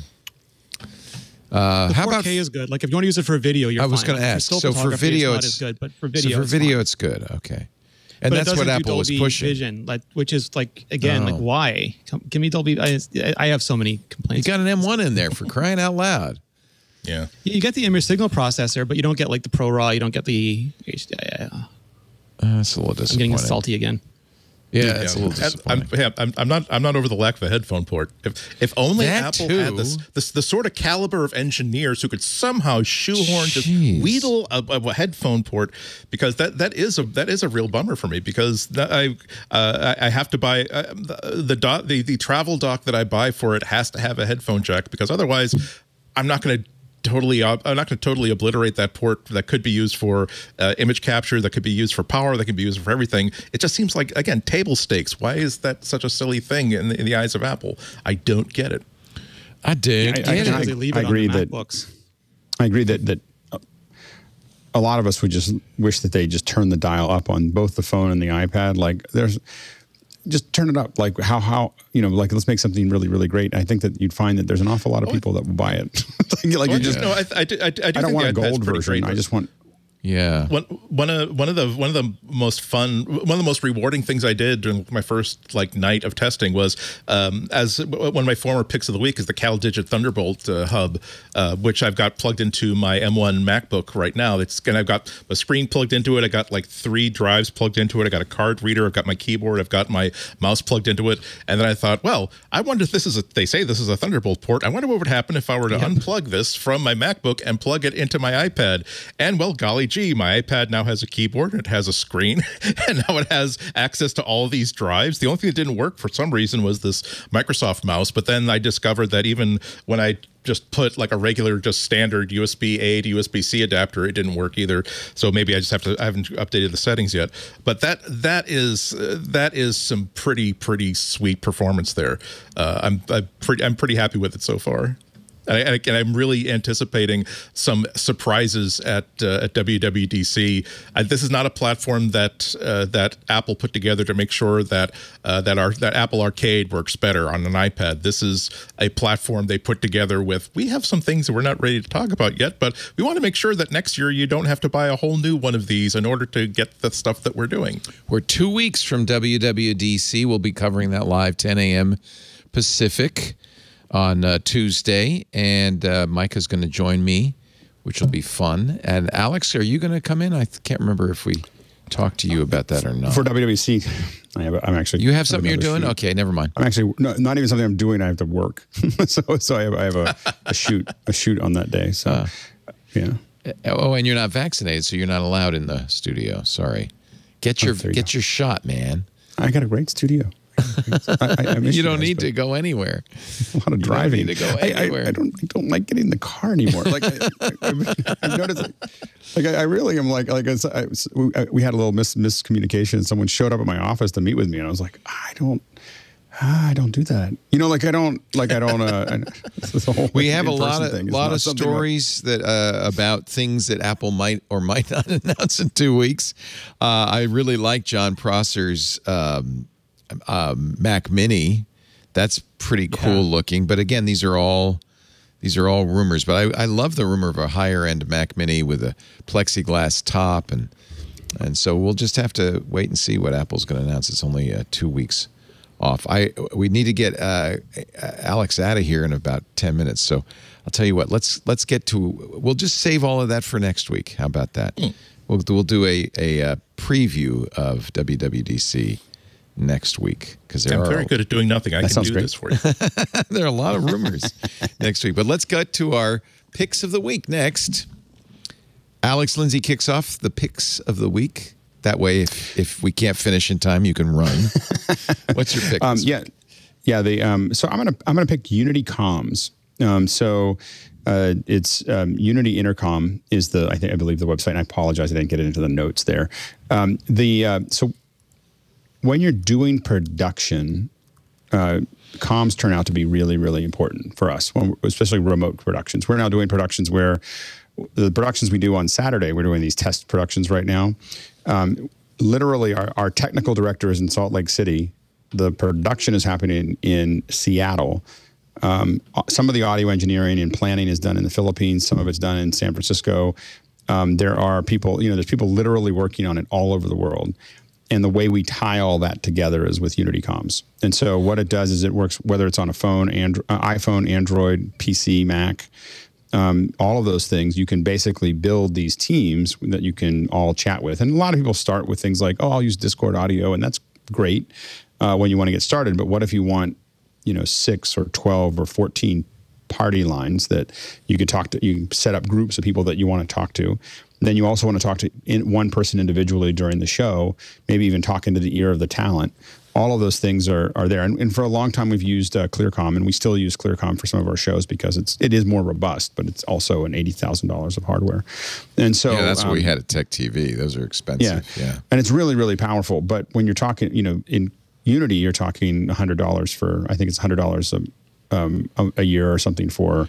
And I like it. It looks like this ESPN guy's using the Streamcast as his Unity switcher. The Stream Deck. So basically, there's a really tight integration between Stream Deck and Unity. So that's a lot of people, what they do is we have a lot of Unity. You can put all the keys in there. So now you're just pushing on a Stream Deck. You're not pushing on anything else. And one of the big advantages is that it will just sit on a laptop so it's not just something external. And so, but you can also put it on your phone and you can carry it around. And so it is, it's a really, really interesting platform, and again, it's not replacing some of the bigger ones, but as people start to think about how do I do these productions and how do I tie all those things in, we have it all set up with a little bit of hardware in our office that I can talk into the ear of every person, that's in the, as you guys do. You guys have, that type of capability through the Axia, but this is something that you can buy relatively easily. It's really Mac centric. I think that one of the things that's important is that it's built for the Mac. I mean, there are PC versions, but it's really a Mac centric, app. So it's and it's grown incredibly since since COVID. Pandemic has really everybody needed changed things, and it's so interesting because these consumer price tools suddenly are going to become used everywhere thanks to pandemic, and even when people go back to work, I really think it's been a great opportunity for companies like Unity. Yeah. So it's great if you're looking for something that's cost effective that you can really organize your teams, and if you're trying to do virtual events or even just regular events, it's really powerful. I'd highly recommend it. Unity Intercom, and it's unityintercom.com. Thank you, Alex. We'll let you go so you can get to your meeting. Okay. It's nice to see you. We'll see you next week, I hope. All right. See you next week. All right. Absolutely. Take care. All right. See you. All right. Bye. Mr. Rene Ritchie, your pick of the week. So mine is an old favorite that is, again being updated and in an interesting way. So this is from Flexibits. It's called Cardhop. It is, if you're familiar with Fantastical, that's probably their main application. But Cardhop is the address book version of the. It's funny. I bought these both separately in years gone by, but I guess that was how you had to buy them. Yeah, I guess I get it now as part of my premium subscription. Yeah. Yeah, and it's another one of those very typical Flexibit updates where you can now establish relationships between the various people in your contacts. But there's also a really high level of integration, like you can invite people with Fantastical in the contacts and manage all the contacts through Fantastical. You can scan business cards. There's just widgets because they're a very design-focused company. And to your point now, you can still, if you already have Cardhop, you can get it and use the same features, and it's not a problem. But to get the new features, what they're calling premium features, if you have an existing Fantastical subscription, you just get them. Otherwise, you can subscribe and you'll get essentially both of them for your subscription price. And they are so much better than the Apple versions. It's like a lot of people talk about Apple Sherlocking companies, but there are a few companies, a few developers like James Thompson and like Flexibits that are just so good at Moriartying Apple, like just making a version of an app that is so far better than what Apple does. And it's typically the apps that Steve Jobs, never touched. Like, he never did his own calendaring or contact management, so nobody ever got yelled at for those apps. And they just next level it. And so I always tell Michael from Flexibits that I hate him because he made a calendar app that's so easy I can't refuse to use it on principle. And now I have all these appointments I have to keep. But it really, I don't subscribe. I don't pay for a lot of subscriptions because I feel like they creep a lot. But there are apps that I use all day, every day, like Tweetbot and like Fantastical. And I really want to support their ongoing development. So this is one of the ones that's like really core to me. Big fan of both. And I use both, so. Yeah, that's great. And by the way, don't send me an email saying Rene's popping his peas. I know his pop filter broke. We got to figure out a way to get you. I could speak like in Mandarin because then there's no expirated consonants. Is that true? There's no p in Mandarin? Yeah, there's no Puyu. I just have to remember how to do it. Puyu, yeah. 我是 Rene Ritchie. 我的名字是 I think there might be some explosives. I think I'd be yelled at though. Yeah. I learned from a Shanghai teacher though, so maybe it's different. Ah, that's why. Maybe. 我吃糖, 我不喝糖. You sound pretty good to me. Rene, was it like a particularly explosive pee that caused it to explode, or was it just wear and tear? He blew up his... I hope you got that on video. No, the whole thing fell, and I thought at first the microphone was broken, and I told that to Leo, and he's like, we got to get another one, and then I'm like, oh, it was just the interface that broke. So I got a new interface, but I didn't repair the pop filter, so I'm going to get another one. I guess there's issues shipping you stuff because you're in some other country. Oh, I'm just ordering it from this other country that I know of called Canada. It'll be fine. Okay. We have stuff, Leo. We just don't cross-border it We'll well. reimburse you. You don't have to, that's very kind of you. You don't have to do anything special. It's for the Mac Break Weekly listeners. It's for us. It's for all of us that you're doing it. Yeah. Yes, I agree. Flexibits.com. So, I don't have to do anything because I'm already... You have to download the new version of Cardhop. That's it. And you might have to log in. I'm not positive. I think I do, yeah. But I don't have to pay anything extra because I'm already paying for Fantastical Premium anyway. As far as I can understand it, part of the deal. Yeah, that's the only thing that's a little confusing, all of these, this structure. But they did it so that people who are upset don't have to worry about it, basically. Oh, yeah, it's right here. If you're a current Flexibits Premium, previously known as Fantastical Premium subscriber, you now have full access to Cardhop 2.0's complete feature set. Enjoy. At no extra cost. Enjoy. Yay. I'm a big fan. Yes. Me too. All right. Mr. Andy Ihnatko, your pick of the week. This is one of my favorite apps, particularly one for people who have both an iPad and a Mac. It's called Graphic by Picta, and it's an older app, but they keep updating it. What I love about it is that this is something for people who've been into the Macs for a long time.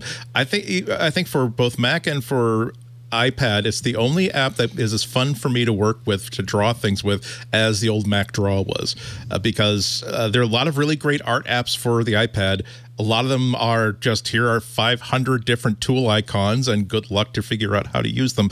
Graphic really brings things down to simple elements. So if all you want to do is design a sign for the break room, it's really easy for doing a sign for the break room. If you have an idea for a user interface or for a layout that you want to do for either graphically or just, here's how I want like the pictures in my living room to be hanged, it's really easy to do simple drawings like that. It's even easy to do. Not easy, but the tools for doing vector graphics are very, very easy to do. It is a vector-based graphics program, but it's almost as easy to use as I don't know what you'd call it, pixel-based, raster-based. So it's like Illustrator, but Illustrator's always scared me off because I don't understand Bezier curves, and so exactly. Illustrator tries to be a very professional trying to do professional results. Graphic, I think you can do professional results with, but I think the ease of entry is much, much, much lower.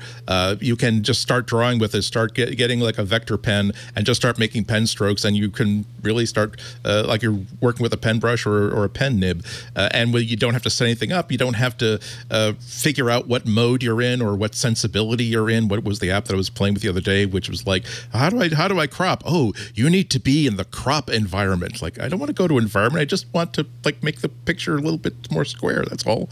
It shares via iCloud between your iPad and your Mac very, very easily. So it's really just trivially easy to be on the train home and be starting work on some little idea that you wanted to show to someplace else, and then by the time you get back to your Mac, it is already there, ready to be opened or printed or shared or turned to a PDF or whatever. It is one of my most often used apps, both on the Mac and the iPad, chiefly because most of the drawing that I do, most of the diagrams and signs that I do, they're just quick. I just have this idea in my head. I want it to get into some sort of tangible form as quickly and easily as possible, and Graphic is almost always the best solution for that. I am going to buy this. How much is it?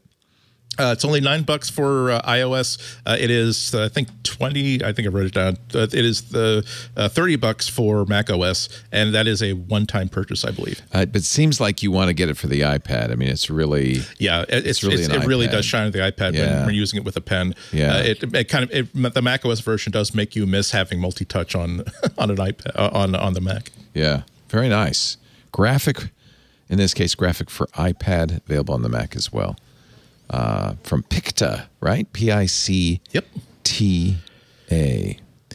Go ahead. You both love and hate app names that are that simple. Because Graphic, I can remember that, but it also means that if I search for Graphic, I can get 100 different can't find results. it. I can remember it, but I can't find it. That's why I add the Picta. Yeah, to it. exactly. Yeah. Ladies and gentlemen, I'm going to wrap this sucker up. I was going to pick Halide 2 as my pick, but now that I know that the iPad camera sucks. Oh, it doesn't suck. It doesn't suck. No. It's the best iPad camera they ever made. Exactly. I have another one. I haven't played with enough to say it's going to be great, but I love this idea. It's called Paparazzi, P-O-P-Arazzi. It's a photo app that for your iPhone that bans selfies. In fact, there isn't even a selfie camera in this. It's only for Elsies. It's just for shooting pictures of your friends. You can't reverse it. And then the idea is... Can I ask you a question, Leo? Yes. Is it fun, or is it a way to data harvest, an extremely clever way to data harvest your social graph? Well, you can't really do it without adding your contacts, right? So it sure feels like it's an app designed to harvest your social graph. They'll find a mirror. They'll get around this. Yeah. Addicts will always find a way to score. Yeah. But you just shoot yourself in a mirror. I just love the idea because I think there are far too many selfies in the world. So they use haptics a lot. Your phone is very busy because the whole idea is that you tag your friends and then it buzzes you and then you have to tag them. And John Constantine, writing about it on his Substack, says it encourages men to have friends. So, okay. Anything We're that... not- Do you very remember good at Slingshot, that Facebook app where you had to respond before you could read the message? Oh, wow. Same It idea. sounds like almost as brilliant an idea. Same idea. Kind of, just harvest all of that social network. Well, if you don't like the mind idea of that... LCs, though. Yeah, I like the idea of not having selfies and banning them outright. But you're right, mirrors. There's always mirrors.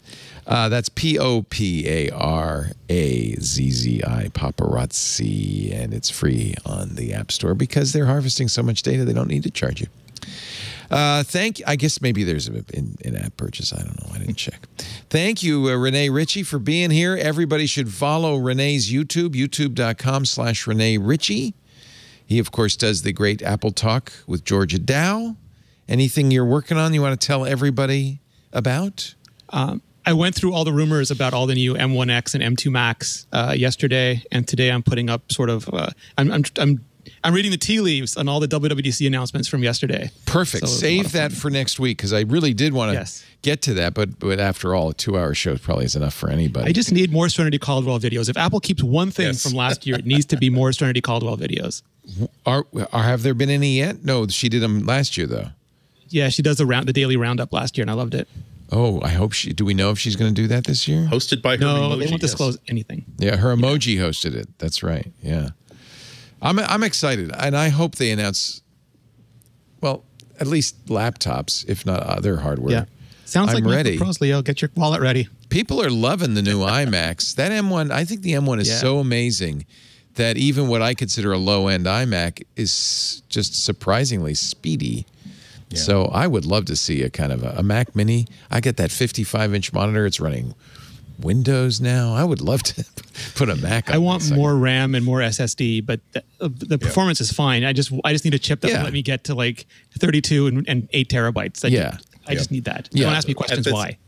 At this point, I can hold off and wait for like my dream desktop Mac that's not a $80,000 Mac Pro. But as soon as they come out with the one that they're not proving anything, this is the one they designed to make for the next 5 years. I'm really ready for a super powerful desktop Mac again. It's time.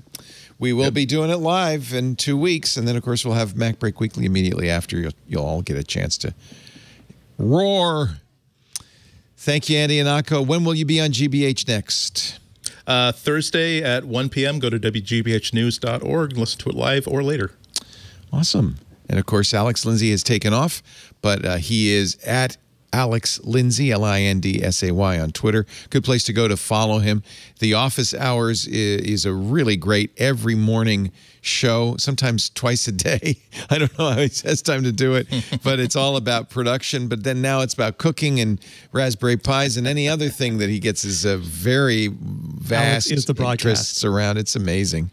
If you want to find out more, you can go to bit.ly/The Office Hours of the capital O, capital T, capital O, capital H, or youtube.com/Office Hours, or follow him on Twitter and find out more. He's, of course, employed by a company, 090.media. We'll wonder where he is these days. Actually, they know exactly where he is. He's in his office. Thanks, everybody. We do Mac Break Weekly every Tuesday, 11 a.m. Pacific, 2 p.m. Eastern Time, 1800 UTC. There are a number of ways to participate in the show. If you want to watch it live, I just gave you the live recording times. You can go to twit.tv/live. There's live audio and video streams there. And you can chat with us at irc.twit.tv. There's also Club Twit. We have a live stage that we open for all of our shows in which we can take comments and get your thoughts. And we have chat rooms for all of our shows, plus a lot of other subjects as well in our Discord. But the main benefit of Club Twit is ad-free versions of all of our shows, audio and video. If you want to know more about Club Twit, go to twit.tv/clubtwit, $7 a month. It helps keep us on the air, and it really helps with the community too, because I think the Discord has really become a place all of its own. We do a Linux show in there and all sorts of stuff. So again, twit.tv/clubtwit. Thank you for your support to all of our club members, now 3,000 plus strong. We just crossed 3,000. We also have on-demand versions of our shows for free. Everything we do is free as well. It's not a paywall. at twit.tv. For this show, it's twit.tv/MBW. You'll find a link to our YouTube channel for MacBreak Weekly there. Also, to subscribe in the big name podcasts, but any podcast client should be able to subscribe to MacBreak Weekly. And if you do so, you'll get the show the minute it's available, as soon as our editors finish polishing it up, usually later Tuesday. If you do subscribe in a podcast client, do a favor, leave a 5-star review for us, would you? Help other people discover the show. Thanks for being here. Now it's time to get back to work because break time is over. We'll see you next time. Bye-bye. Hey, what's going on, everybody? I am Ant Pruitt, and I want to tell you about my show, Hands-On Photography, here on Twit TV. Each and every week, Thursday that is, I like to sit down and share with you the best tips and tricks that are going to help make you a better photographer. And it's not always about Photoshop. It's not always about just having the biggest and baddest and bestest camera. It can be the simplest of things like leave your eye open when you're looking through the viewfinder. All of these simple tips can really help step your photography game up. So subscribe to the show today. That's twit.tv/hop. And I look forward to talking to you soon.